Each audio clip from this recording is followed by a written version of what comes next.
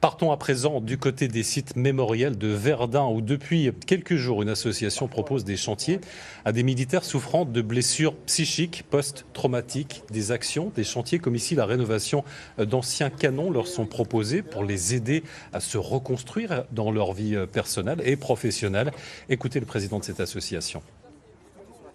Ce type de chantier nous permet en fait de les remettre en mouvement tout en trouvant des projets porteurs de sens, ce qui est absolument important. Ça a permis de remobiliser ces blessés qui sont généralement en congé de longue maladie et de leur faire prendre conscience de leur potentialité afin de reprendre une activité professionnelle dans quelques mois ou dans quelques années. Et parmi les bénévoles qui œuvrent pour cette association figure Eric. Avant d'aider les autres, lui aussi a été aidé. Cet ancien adjudant fait partie de ces militaires qui ont connu le stress, le choc post-traumatique après des missions en ex-Yougoslavie. Il parle de blessures invisibles, un témoignage fort recueilli pour nous par Laurent Parisot et Kamel Kalfouni. Vous revenez, vous êtes détruit de l'intérieur, détruit, mais ça se voit pas. Le fait que ce soit pas visible, on n'a pas le droit de se plaindre par rapport aux frères d'armes qui ont été blessés physiquement. En plus, quand vous avez la responsabilité de la vie de vos hommes, vous devez être fort.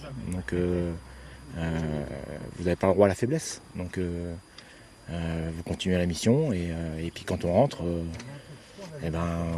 on continue parce qu'on prépare déjà la prochaine mission et c'est reparti. Et on met le couvercle sur la cocotte, comme on dit. Le plus dur, c'est effectivement de demander de l'aide. Et un soldat, il n'est pas habitué à demander de l'aide. On lui apprend à être courageux et à combattre. Et donc, on se prépare et on y va.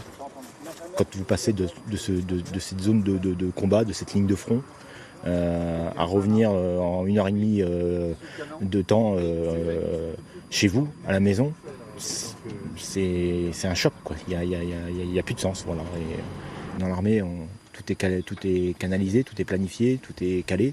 Et là, on se retrouve confronté à un monde que l'on ne connaît pas, auquel on n'a pas forcément envie de raconter notre passé parce que les gens, on se dit, ne comprendront pas de toute façon.